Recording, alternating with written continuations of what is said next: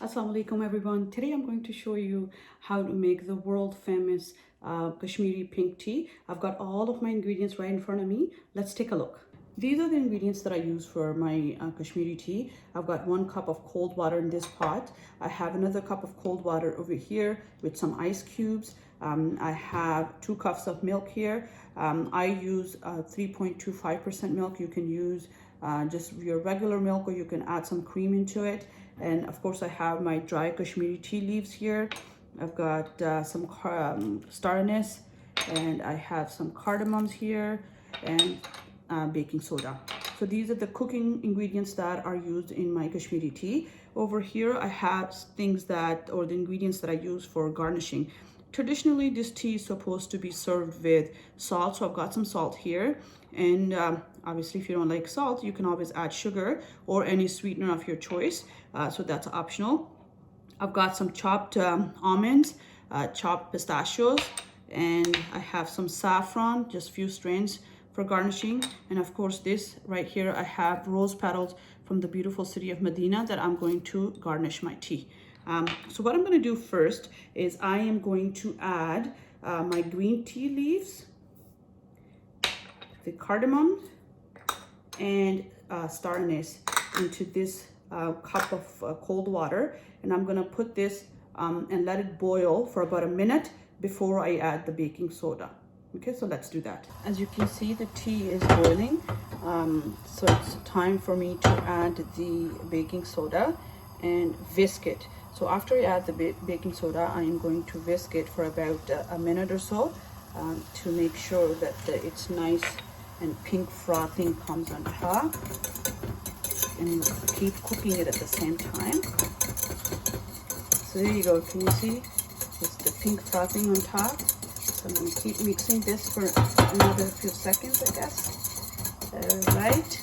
And once I think the color is there, so it's getting pink as I'm whisking it, I'm going to turn the stove off, and I will add the ice cube mixed water.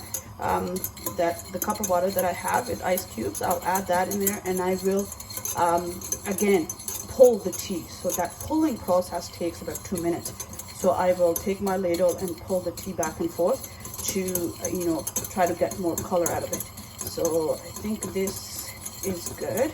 So what I'm going to do is I'm going to turn the stove off right now. There we go. And let's add the water that's here with ice cube. And I am going to now pull this tea. So there we go. Until the ice cubes are fully melted.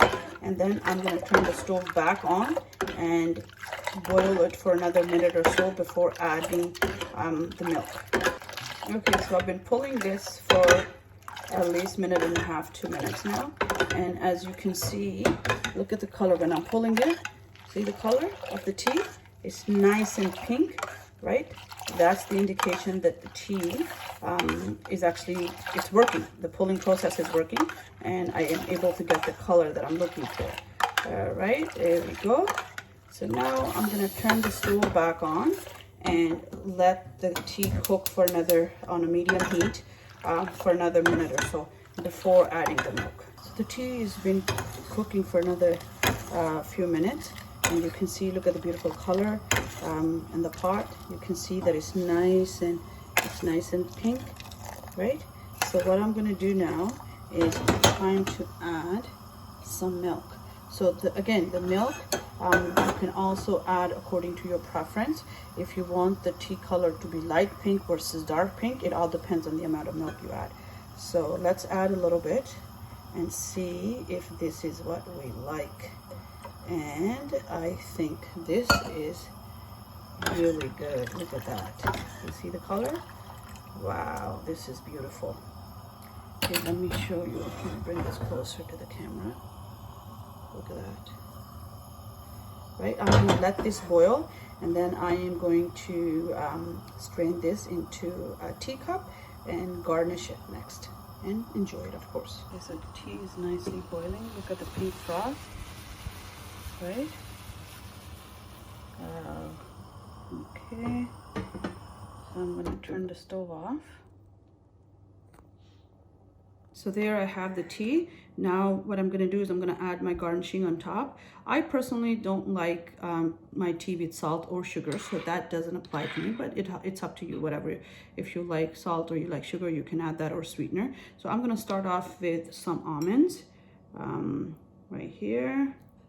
These are this nicely sliced almonds, pistachios. Let's add some pistachios. Okay. And of course, I'm gonna add a few strands of saffron and some rose petals from Medina. There we go. And okay, the star needs that kind of sort of cooked with the tea. And there you go. The tea is ready. So there you go, the tea is ready. I've garnished it with some almonds, pistachios, some saffron, strands, and also some rose petals. There you go, it's ready. Look at the beautiful color. There you go. Whenever I make a Kashmiri tea, I make into large enough quantity that I can store this in fridge. This actually lasts me about 2 to 3 weeks, right? So if you make large enough quantity, this tea is good for at least 3 to 4 weeks. It could stay in your fridge. Anytime you need to make some tea, you can take a little bit of the tea mix, let it boil on the stove, add some milk, and there you have your Kashmiri tea ready for whenever you need it.